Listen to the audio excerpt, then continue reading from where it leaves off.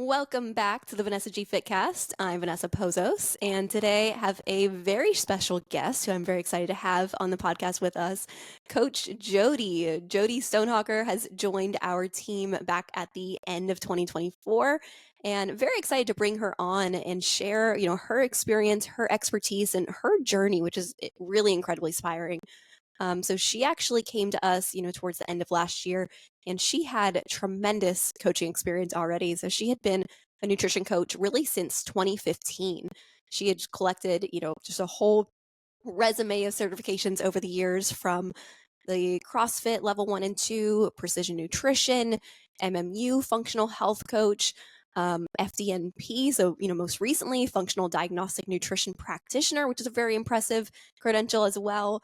And not only is she just have a ton of knowledge, a ton of experience, but she's really, really passionate because of her own story and how she got into that. And that I'm so excited for her to share today.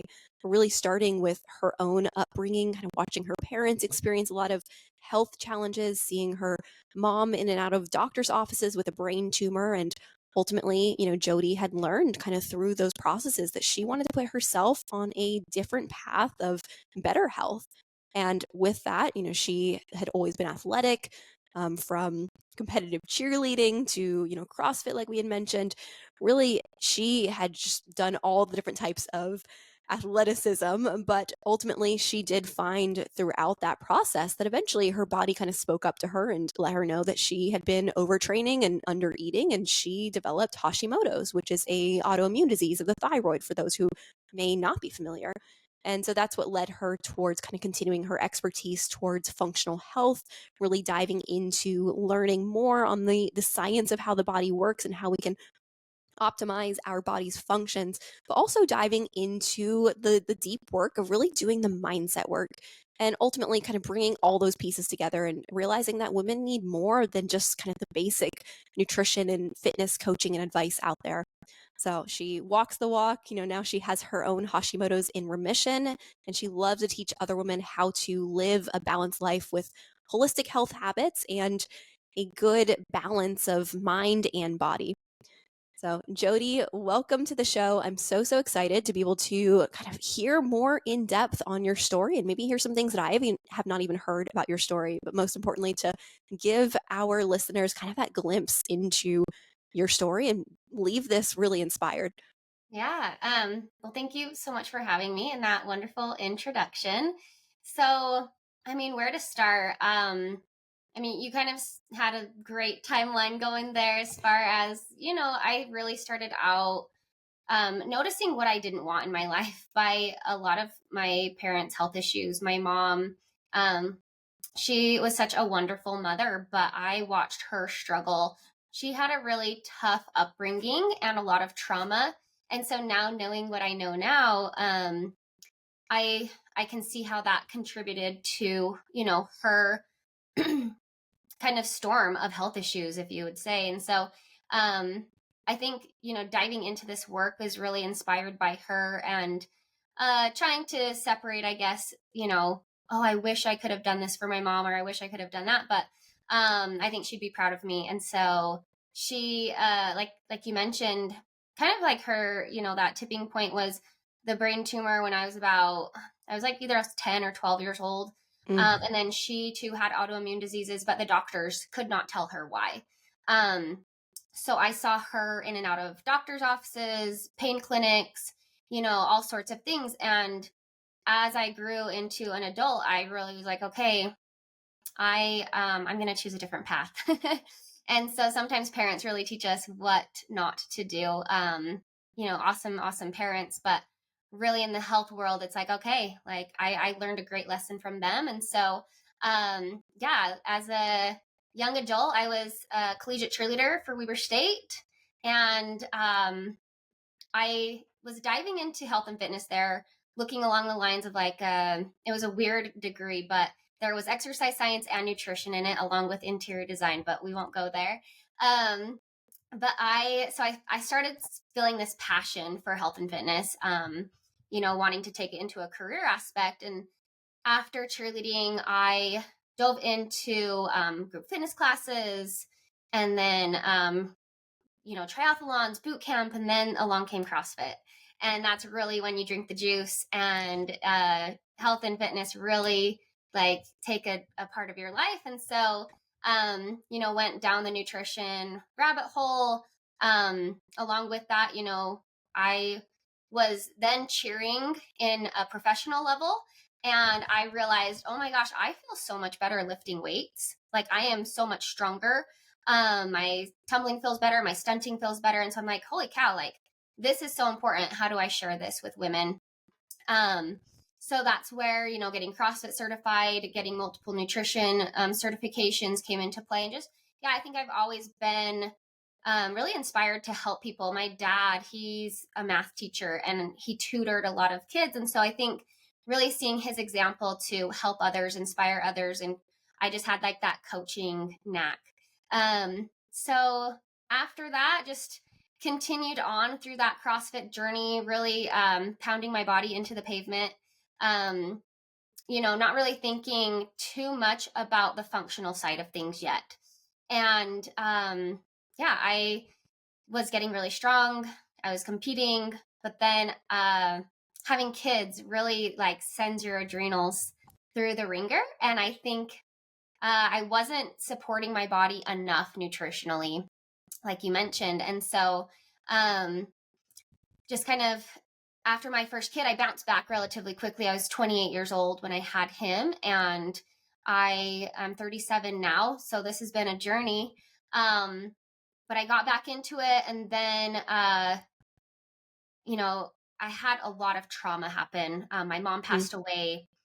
We left a high demand religion. Me and my husband were having marital issues. We moved houses. We had all of this. Like, I think my therapist was like, this is like 4 out of the 5 major life events that someone can go through. And so I think that was like the start of it as far as like the mind body connection goes. I didn't think anything of it though at the time until after I had my second child at about 32. Yeah, 32. And so that's when I was diagnosed with Hashimoto's. I didn't really fully grasp it at that point because I was, like I said, I was just involved in like the nutrition aspect. Wasn't really head first into the functional side of things. So after that though, it was, my personality is a rabbit hole kind of person. Once I figure out like once I almost get like obsessed with something, I dive down that rabbit hole and I want to find out everything about it. And so cue the autoimmune healing, and I was refusing to take that diagnosis as like this life sentence. And yeah, so after my second son, just really working hard to get my body back into a balanced state. It took me about 2 years to listen to functional practitioners on saying, hey, you need to slow down. You need to stop doing high intensity exercise. And I went through multiple parasite protocols. I cleaned up my diet. I went gluten-free. So yeah, it's been a journey that was really long-winded, but I think, over the last 2-3 years, finding that balance, like nothing's perfect. It's always a journey, right? I don't think everything ever is like, hey, poof, we're done. Like we are good now. You don't have to try anymore. You can just like go on this cruise control. I think life is, we get into that mindset of like, okay, once my journey is over, I'll be able to go back and be XYZ. Well, we have to think about, you were XYZ before. That's what got you into the mess. So you have to keep changing that environment to keep you out of that mess. And I think that's a big thing that most people don't understand. But here we are, present day. We're rocking and rolling and just doing our best. Absolutely. Yeah. Gosh, I feel like every time I get to hear more and more about your story and more glimpses of kind of your history and, all you've worked through and everything, it always in my head, I'm always like, gosh, it just makes sense. It makes sense how you are the incredible coach that you are today and how you are so equipped to help so many women across so many different things. I think you're a very dynamic coach. And, I think back to, when I had the pleasure of first meeting you in person when we were in Utah, and we got to, have lunch with you and your husband. And it's one of those things where I'm like, I feel like I have a lot of questions for Jodi of like, I just want to sit in a room with you for a day and just hear all about your backstory.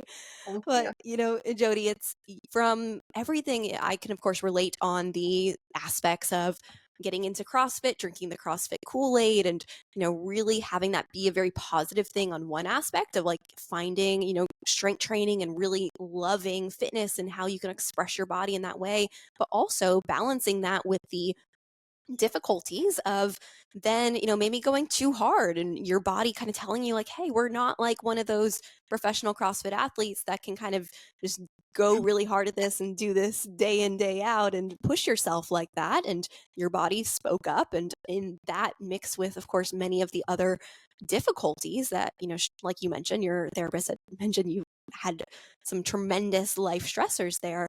It makes sense why your body would be speaking up in that way. But I'm curious of like going through that kind of transition of, you mentioned it took, 2 years before you finally listened to the functional health practitioners encouraging you to slow down.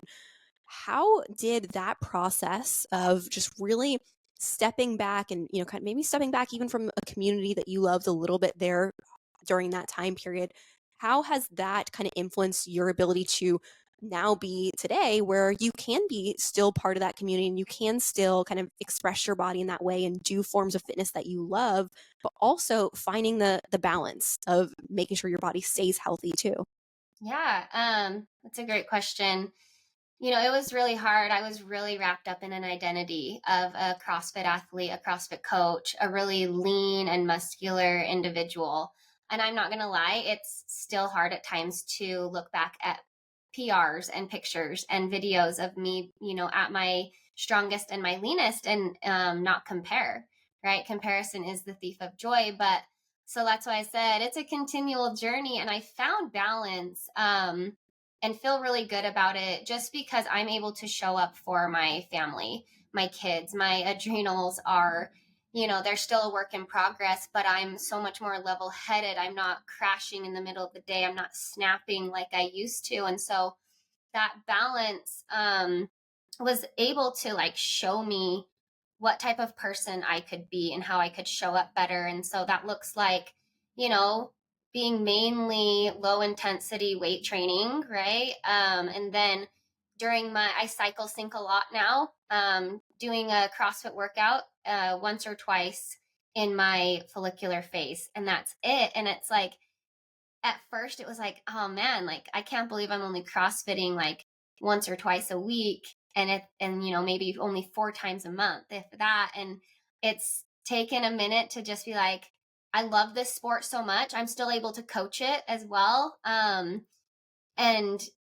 but I really just I enjoy the sport, so I pull back. I pull back my intensity. I dropped my ego at the door a long time ago. I'm no longer trying to PR or beat anyone. That was like old Jodi, where I like used to care so much about how fast my time was.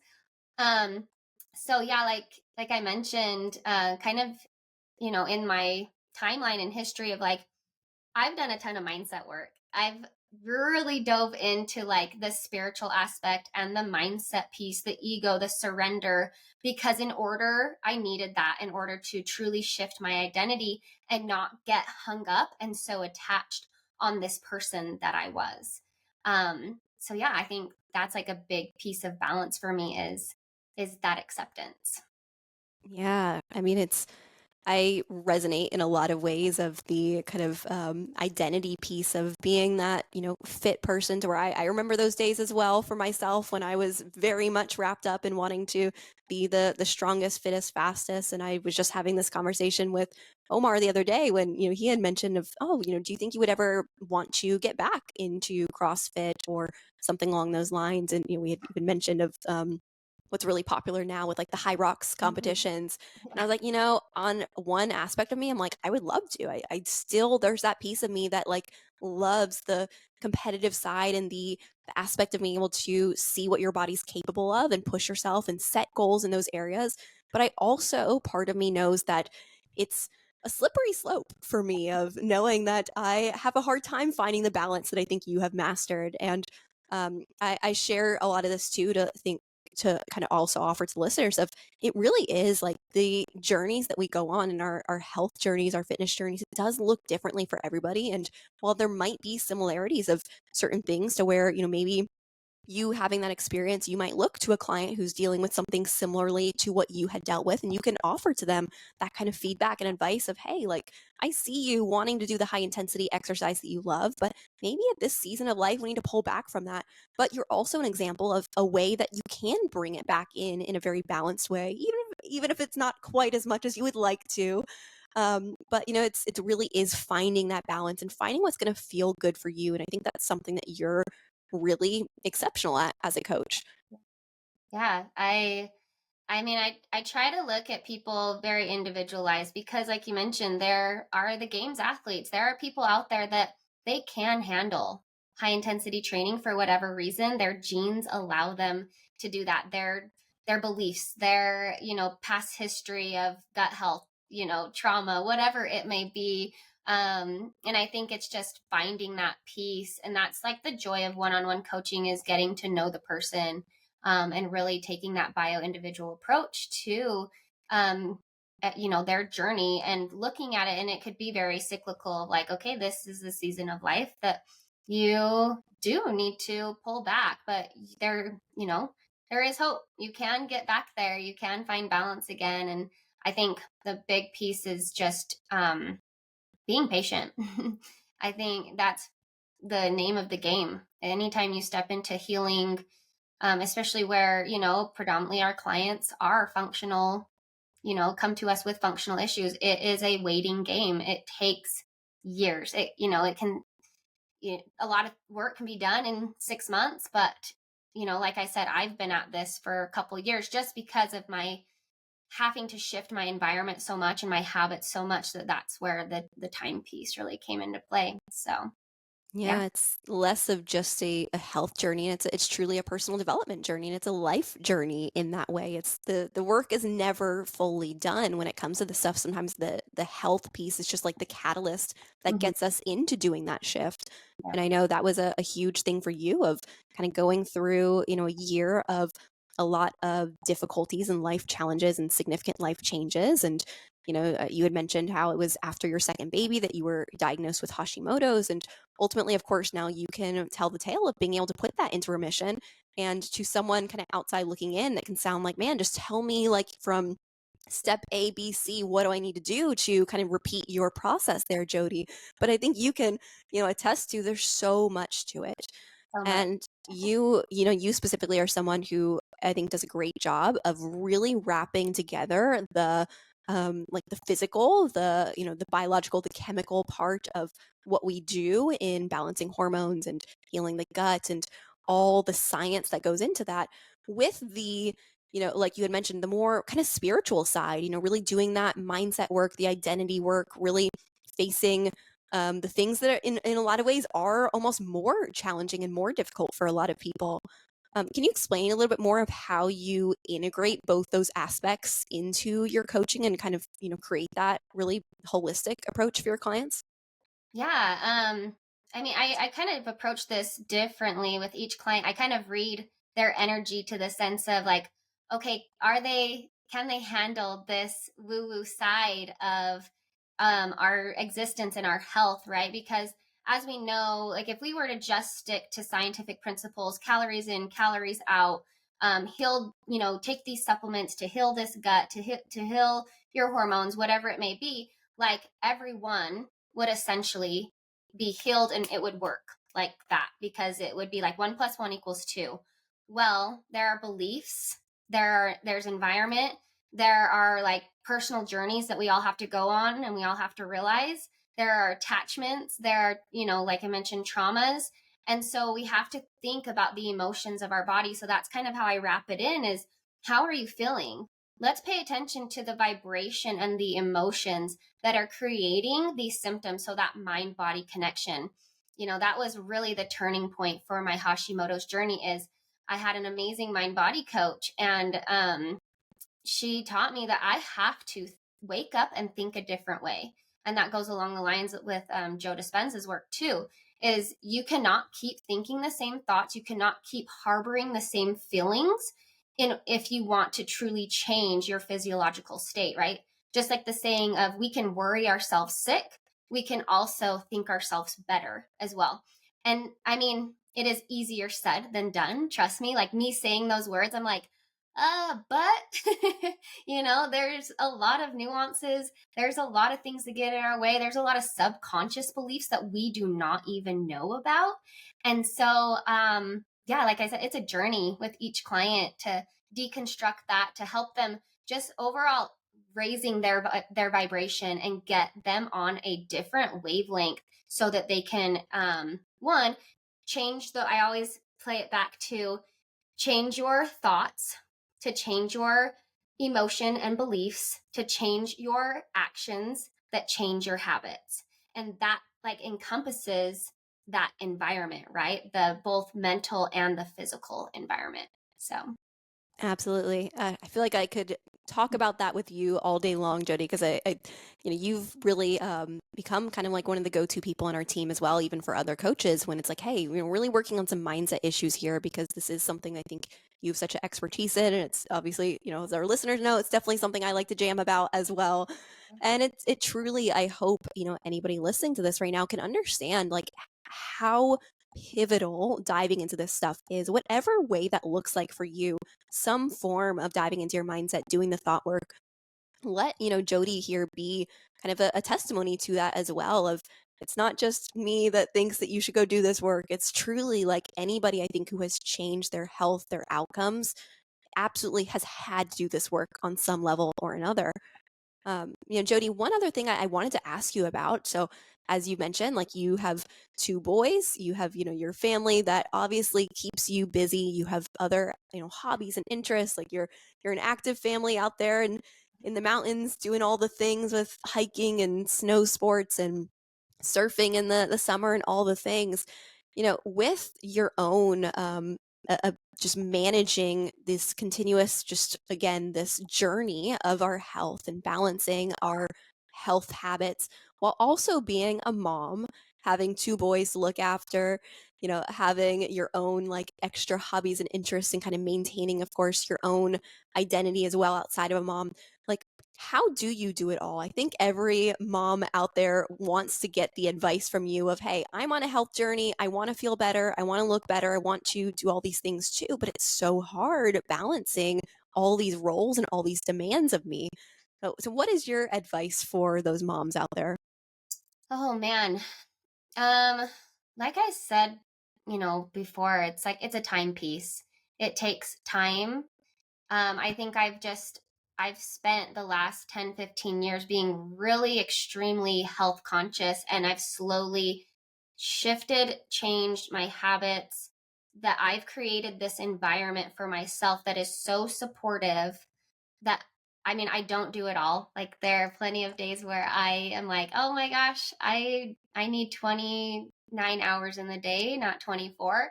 But I would say like number one is just getting back to nature. Um Having your house stocked with good whole foods. That is what I will always come back to anyone starting out on this journey is get rid of the junk. It's low vibration. It brings down your digestive system. Our bodies don't really know what to do with preservatives, artificial ingredients, stabilizers. Thinking about a food that sits on a shelf for a year, what's that doing inside your body? And then I would say just making movement a habit and something you enjoy, doing it as a family, what inspires you.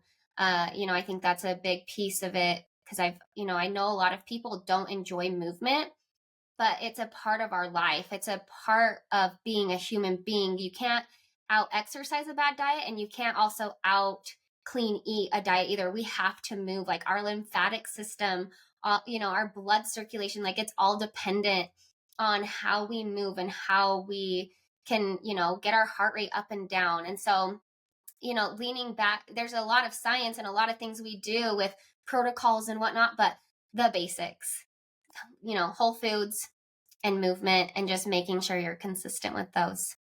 Absolutely. We need to cover the foundations and build upon it from there. Well said.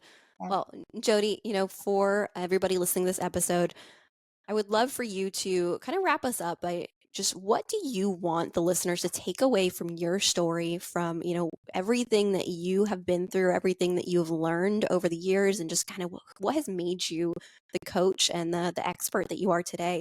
What do you want the women to walk away from this with? Yeah. I think the first thing that came to mind was you are not broken. There is nothing wrong with you. That you are so worthy exactly as you are.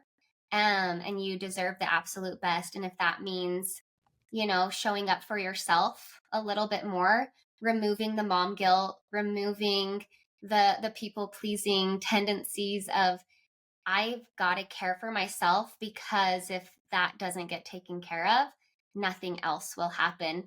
I love the saying, everything else is really important until I'm slaughtering this, until it's not, until your health takes a nosedive, and then nothing else is important, because you're bedridden, you're in the hospital, you're dead, I mean, not to take it to the extreme, but yeah, so I guess I want people to know that they are so worthy of taking care of themselves and showing up for themselves every day. I love it. I think every woman needs that reminder on the daily. Well, Jodi, thank you so much for coming on and sharing, a little bit more about your story and kind of sharing some of this inspiration really for our listeners here. For anybody who does want to connect with you further, maybe, shoot you a message, ask you a question, where could they connect with you? Yeah, I'm on Instagram, jodi.ffnutrition. And yeah, that's where I'm at for the most part. So, yeah. I love it. Well, thank you all so much for listening. And as always, ask that you leave a rating and review, share this with a friend, share this with somebody who you think needs to hear this, help spread the good information here. But we'll be back next week with another great episode.